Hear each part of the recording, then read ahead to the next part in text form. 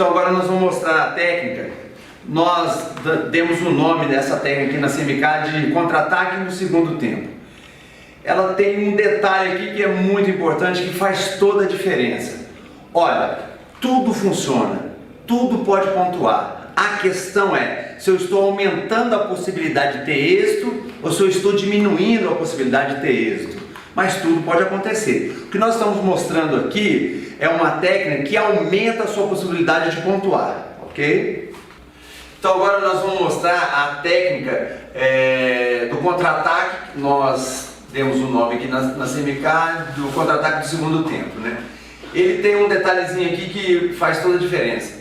Normalmente os contra-ataques você gasta toda a distância, né? Você deixa com que ele estique o golpe para poder contra-atacar. É dessa forma, gasta toda a distância para depois contra-atacar. O que pode acontecer nesses casos é que um atleta bem treinado e bem orientado, ele vê que você gasta tudo para poder contra-atacar, ele joga o golpe, quando você está saindo ele joga o outro, né? Isso acontece muito. Então quando o adversário está numa distância e que ele percebe que o golpe dele alcança o seu rosto, ele está preparado para isso e faz no tempo. Quando ele sai com o golpe, que ele está até aqui a metade, você acompanha, pendulando, da metade para frente, você vai de encontro, como se fosse um DI. Então você aplica na mesma técnica, um princípio de um contra-ataque, terminando com DI. Qual que é o princípio do contra-ataque? Quando o meu golpe está saindo, ele sai junto, e quando está terminando, ele está vindo de encontro.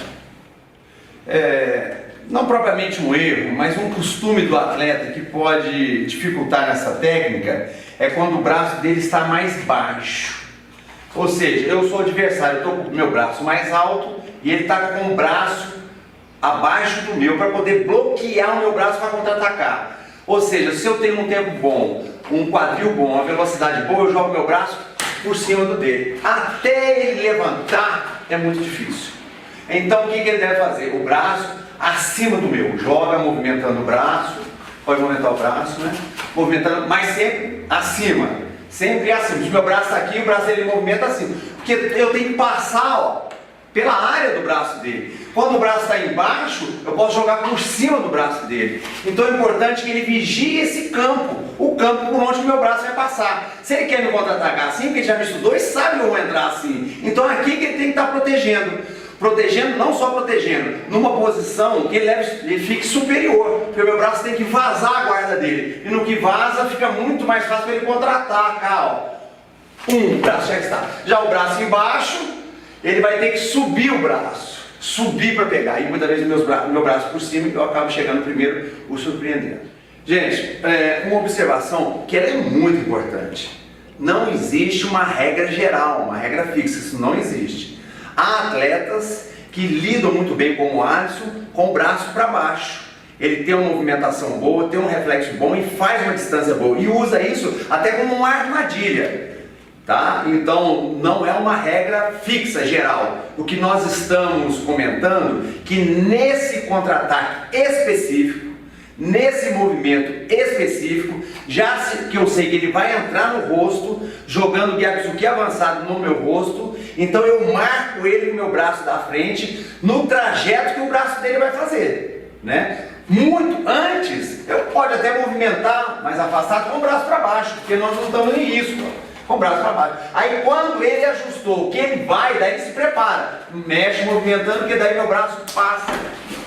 Ok? Então essa observação é muito importante. Não tem uma regra fixa. Você pode jogar com o braço para baixo, eu jogo com o braço para baixo, mas quando eu vou fazer esse contra-ataque específico, que eu percebi a técnica do outro, aí eu me preparo, me armo para que eu tenha êxito naquela técnica, tá? Uma coisa importante é como aplicar. Voltamos mais uma vez na questão da distância, né? Se ele fica muito longe para aplicar a técnica, eu posso errar e ele sair para contra-atacar e eu conseguir um golpe.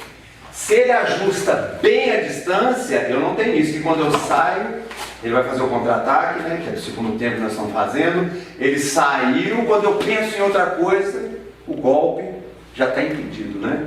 Então é muito importante ajustar, não sair longe. não deixar com que ele saia longe, porque ele pode, errando o golpe, complementar com outro, inclusive até com banda. Então tem que ajustar muito bem a distância. E além disso, eu não posso deixá-lo numa situação confortável. Ele ficar estudando, quebrando na hora que entrar. É ele que vai fazer o contra-ataque, que fica mexendo comigo, me trabalhando, me desestabilizando para que eu saia no momento errado. Então ele vai mexendo, e eu vou perdendo a noção dele quando eu saio.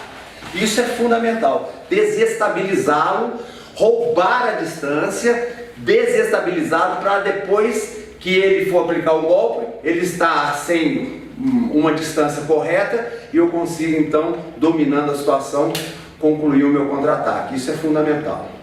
Olha, uma coisa importante, quando você sair atrás, não tem necessidade de bater o braço esticado, né? O braço é curto, você tem que bater com reserva de energia. Ao mesmo tempo que você está saindo e indo, joga só o ombro, tá? Vou fazer devagar. 1, 2. Não 1, 2. Não tem que esticar. Aqui é final de golpe. É 1, 2, tá? Vai. Isso, no. 2. Isso. Aí. Muito bom, Nelson. Au! Au! Então, ele matou no início do meu golpe, pendulando, e depois ele volta de encontro com o meu golpe. Com isso, impossibilita, fazendo devagar, que após eu soltar o segundo golpe, eu consigo achar o que ele antecipa. Gente, fundamental é a base. O karatê ele começa de baixo para cima. Quando ele entra com o golpe e eu recuo e giro aqui para bater, eu perco totalmente a base, desequilibro e abro para outros golpes como Mawashi, Kizamawashi e outros golpes. Ou então ele entra e eu estou bloqueando e abro a perna para cá para poder bater. Eu perco esse tempo. Nessa transição eu posso tomar um golpe ou ele ter fintado aqui, chutado com a perna na frente. É fundamental que você, depois de ter acertado a distância e decidido o golpe, com a mão na altura certa, movimentando, roubando a distância dele, desestabilizando ele, você está muito postado, bem na base. Quando ele soca, só o quadril na base firme, 2. Sem 1, 2 ou 1, 2. Base 1, 2. Na base bem firme, é fundamental. Após a batida, não saia com a perna da frente. Se você sair com a perna da frente, você vai juntar a perna de trás e é o limite da sua distância. E você ali está no alcance dele, ó. 1. Chuta, isso, puxa, 2. Quando eu apliquei o golpe após o contra-ataque, eu amplio a minha distância em relação a ele, afastando a perna de trás. Eu jogo o corpo para trás e o próprio corpo pede que a minha perna de trás se afaste, ó. Aí se ele der o golpe, eu estou numa distância que eu posso contra-atacar ou usar o DI, o que for melhor naquele momento. Até agora nós falamos do momento que antecede o golpe, durante o golpe, agora vamos falar após o golpe, né? Então, como nós já dissemos, é uma luta. Tem que haver sempre uma continuidade. É o juiz que vai interromper. Você não interrompe nem dá ponto, você continua lutando. Então, uma situação. Eu entrei, ele saiu, aplicou bem o golpe. Agora ele vai sair. Como que ele vai sair? Ele vai sair de qualquer jeito, deixando o rosto ou numa distância errada? Ele vai aproveitar o quadril dele que está encaixado aqui na minha direção com o Gyakuzuki. Quando esse quadril girar para trás, ele aproveita e joga o Raken, puxando a perna de trás. Então, olha, bateu, saiu, bateu. Isso.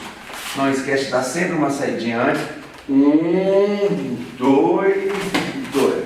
Ok? Vamos fazer isso um pouquinho mais rápido agora.